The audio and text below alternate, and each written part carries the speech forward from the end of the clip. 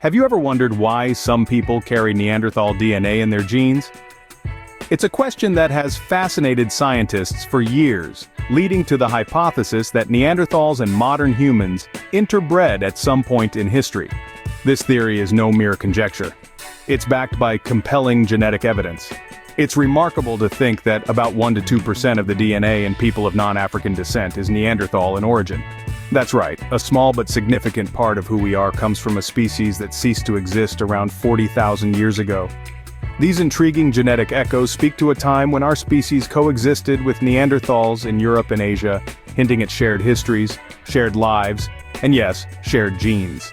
This genetic legacy we carry is not merely a remnant of a bygone era, but a clear indication of interbreeding between our species and Neanderthals during the time they coexisted. This paints a vivid picture of our complex and intertwined evolutionary past. But could this Neanderthal DNA be from a common ancestor, rather than through interbreeding? This question brings us to the concept of a common ancestor. It's a fact that both Neanderthals and modern humans share a common ancestor, the Homo heidelbergensis. This shared lineage might make one wonder if the Neanderthal DNA in us is just a remnant from this common origin. However, when we delve into the genetic complexities, we find that the similarities observed today are not just because of shared ancestry, they are largely due to actual interbreeding events that occurred after our lineages split from this common ancestor. These events left a clear genetic imprint in our DNA, an imprint that goes beyond shared ancestry. So while we do have a common ancestor with Neanderthals, the Neanderthal DNA within us cannot be solely attributed to this shared lineage. The evidence points to direct gene flow between Neanderthals and modern humans rather than just inheriting DNA from Homo heidelbergensis. And what about the Denisovans, another archaic human species? Our genetic heritage isn't solely a tale of Neanderthals and Homo sapiens. Enter the Denisovans, a distinct group of archaic humans who resided in Asia concurrently with the Neanderthals. These fascinating beings have left their own mark on our DNA. Genetic research has revealed the presence of Denisovan DNA in modern human populations. This genetic footprint is particularly pronounced among indigenous peoples of Oceania and Southeast Asia.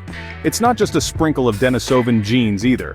For instance, the genomes of Melanesian people exhibit a substantial Denisovan influence, with about 6% of their DNA coming directly from Denisovans. This genetic evidence builds a compelling case that our ancestors didn't just mingle with Neanderthals, but with Denisovans as well. It seems our evolutionary journey was not a solitary trek, but a shared expedition with multiple human species. Our ancestors interbred with Denisovans as well, adding another layer to the complex tapestry of human evolution. As we delve deeper into our past, the field of paleoanthropology continues to evolve. Our understanding of human evolution isn't static, it's a constantly shifting puzzle, with pieces being added, removed, and rearranged as new discoveries come to light. One such discovery is the recent unearthing of a new Homo species, Homo luzonensis, in the Philippines. This find has not only expanded our family tree, but also challenged previous notions of human evolution, adding another layer to the already complex narrative.